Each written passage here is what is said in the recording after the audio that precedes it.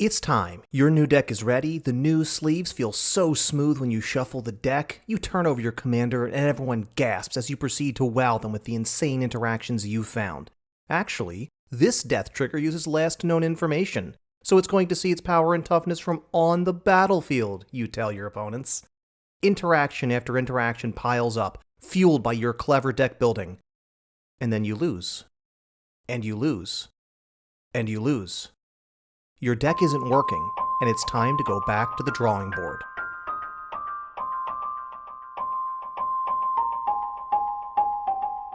Hello and welcome to another episode of Gemstone Mine. I'm John, and today we have another lesson from cEDH. cEDH is a metagame within the Commander format that sits at one extreme with highly consistent, highly efficient decks. Not all cards are equally powerful in all formats, or even in all metagames, but there are lessons to be learned from how people are using some of the most powerful cards available. And even in cEDH, a format defined by its reliance on staples to form the outline of the vast majority of deck lists, constant iteration on a deck list is a key part of the process. No plan survives first contact with the enemy, and no deck list survives its first contact with opponents. Our goal today is to learn how to make those first few revisions to a deck, and if you listened to last week's episode on learning from defeat, you may have some ideas on what to expect this time around. We've also talked about this a little bit before in our episode on giving deck building advice, but in this episode we will focus on how to improve a deck which we are already familiar with. If you want to upgrade a deck, the first step is to identify what's already working with the deck. Was there a particular engine in your value deck that was doing good work? Did your focus deck manage to get rolling early enough to be a threat at the table? What cards in particular stuck out as the important part of your game plan which you were able to hit? Last week I talked about my experience with a Kolfner The Last U deck. I built that deck around the idea of having small creatures who would grow with +1/+1 counters, which would then lead to them being bigger on the battlefield than they would be in the graveyard. And that absolutely went right with the deck during its games. Once Kolfner The Last U landed, I almost always was able to scoop cards out of my graveyard and keep the engine going. I always had creatures to cast with my mana, and even dorky creatures were often getting pretty big. Once you know what went right, ask yourself if this is what you want to do with the deck. Sometimes this is where a deck gets the axe. It's good at doing something that you're not particularly interested in doing in a game of Commander. Other times it means you need to go through a more thorough overhaul of the deck than a simple tune-up. Our next step is to ask what went wrong. If you haven't listened to last week's episode on learning from defeat, now's a good time to do so. Try to see if there are any key plays or cards that you lacked the ability to interact with. Were there any cards which didn't work the way you wanted them to? Did cards get stuck in your hand or were just underperforming after you cast them? What was wrong? Was the setup cost too high? Were they more situational than you expected? We'll get to this in a little bit. But it's also a good idea to develop a general sense from playing the game. Make a habit of asking yourself during downtime at the table, on someone else's turn, what would I do if my opponent casts a big threatening creature right now? What if they slam down a big value enchantment like Smothering Tithe, or an artifact like God Pharaoh's Statue that's going to set me back? Does your deck feel like it's taking too long to close out games? Does it feel like it's difficult to find the cards you need to close out games? Getting back to the deck I'm tweaking now, I already mentioned that in Kolfner's last game, its engine was going very well. I've already added a few reusable forms of ramp to the deck to try to get the 6 mana needed to cast Kolfner more consistently. But I've now had several games where I feel like I've never had a piece of interaction when I need it. They say that the art of editing is the art of killing your darlings, and in this case, I'm going to cut a small number of those cute synergy cards with my +1/+1 counter subtheme to make room for additional pieces of interaction. I really don't want to swap out interaction for other interaction here. I want to up my count of available interaction, as I was often finding situations where I had nothing in hand that I could do to stop my opponents. As such, I'm looking to include cards like Cathar Commando, Kasali Pridemage, and Kraul Harpooner.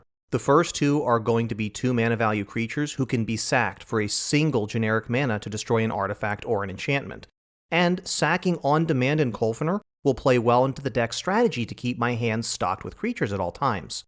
I should probably read Kraul Harpooner since this one sees a lot less play. It is 1 and a green for a 3/2 insect warrior creature with reach. It also has Undergrowth. When Kraul Harpooner enters the battlefield, choose up to 1 target creature with flying you don't control. Kraul Harpooner gets +X/+0 until the end of turn, where X is the number of creature cards in your graveyard, Then you may have Crawl Harpooner fight that creature.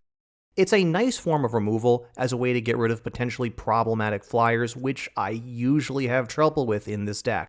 I don't really care if Crawl Harpooner dies, that means it's just going back to my graveyard where I can get it back out and reuse it again in the future anyway. And while I plan to get a lot of cards back out of my graveyard to try to keep the value train rolling, so my hand will often be quite full, I do still want some way to get some additional card draw to dig deeper into my deck. And Elvish Visionary is a good choice with this. For 2 mana, I get a 1/1 elf creature who will cantrip on ETB. The next question to ask is whether your deck just needs tweaking or does it need full-on optimizing. It's a good idea to ask yourself if you feel like your deck is appropriate for the power levels that your group plays at.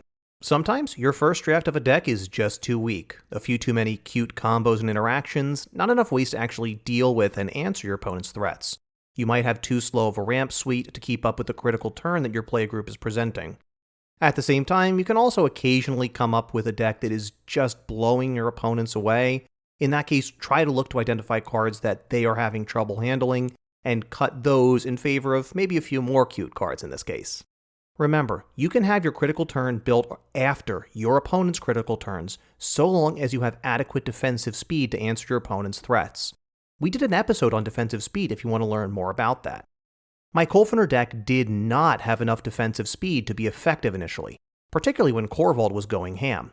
Sure, I had that great suite of Orzhov and Golgari interaction that you get access to when you're in Abzan, but I just could not get access to it when I needed it. This was my reasoning for wanting to include cards like Cathar Commando, Qasali Pride Mage, and Crawl Harpooner. Now I have multiple 2-drop creatures which I can rely on to act as efficient answers to threats my opponents are developing, and which play into my primary game plan of recurring my creatures out of the graveyard for value. I don't think the deck necessarily needs a bunch of 0-mana rocks to get its game plan going faster. Having a greater defensive speed will still help the deck punch above its weight class without necessarily overwhelming other decks at the table. Kolfener is a deck that needs tweaking, not optimizing. I like the speed that it's at, so I want to tweak it within that critical turn of 5 to 6, where I can land Kolfener and start grinding value off of my commander. I also considered Fleshbag Marauder, Merciless Executioner, Plague Crafter, and the similar Enter the Battlefield Edict creatures. Ultimately, I decided against them as there are several newer players in the group who play on Voltron strategies, and I think the temptation to just take them off their commander permanently is a little bit too strong. In addition, some of the stronger decks at our group are going to include decks that have lots of tokens, like that Korvold Landfall deck I discussed last week where it leaned heavily on Field of the Dead. And in those matchups, it's just not good enough when the Korvold player can just keep sacrificing zombie tokens, and I will never remove an important creature using the Edict effects. The hard part remains making those cuts. There are some cards which seem so cool when you read them, which just have so much synergy when you get them going, but at the end of the day, they just don't pull their weight. These are the cards you look to cut when it's time to do so. We touched on this a few minutes ago, looking at cards which didn't live up to your expectations. Some reasons why a synergy piece may not live up to your expectations in a deck are that the setup cost is too high. You need to have multiple pieces already in play to gain value that you want off the card. Or the window in which you can use the card is just too small, too narrow. The card only shines in very niche situations and will often linger in your hand. Finally, the casting cost may just be too prohibitive. The card might be too hard to actually get into play, whether the mana cost is too expensive, whether there are too many colored mana symbols in the card's cost to actually cast, or whether there's some kind of additional setup cost needed to even make it work. These are the cards which should go onto the chopping block when it's time to start tweaking a deck. I identified my first 3 cuts in the deck as Swarm Shambler, Oran Reef Ooze, and Experiment 1. All cool cards with a niche synergy alongside my +1/+1 counters sub-theme. But they didn't pay off very often, and they often took a lot of resources in order to get going. These were ultimately cut for the interactive cards I mentioned before: Cathar Commando, Qasali Pride Mage, and Crawl Harpooner. I also looked at cards like Saheeli, Voice of Plenty, a darn cool card which can make a lot of +1/+1 counters while also shielding my board with hexproof. But ultimately, I wanted more card velocity, and the Elvish Visionary I mentioned above is just what the deck needs to work. Saheeli is cool, extra protection, but it's not going to keep me moving forward the way an Elvis Visionary or a similar cantrip creature could. Finally, Slurk All Ingesting is a 6 mana value +1/+1 counter payoff. But by the time I'm at 6 mana with this deck, I really want to be casting Kolfener and not Slurk. Slurk was in a very early draft of the deck and was one of my first early cuts to squeeze in more ramp. I mentioned before that I added some reusable ramp in the form of Wood Elves and Farhaven Elf, which can get a land into play off of their ETB. Slurk came out to make room for Wood Elves, a great way to make it easier to get Kolfener out a turn earlier, and a way to grind extra value out later if I'm going wide. Another thing that's very helpful while you're tuning up your deck is to keep a wish list.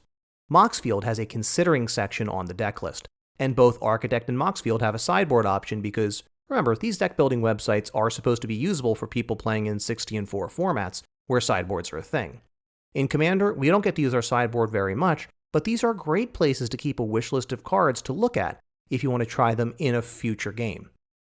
If you want to take a look at my Kolfener deck list, I have Skullclamp in the short list of cards I'm considering.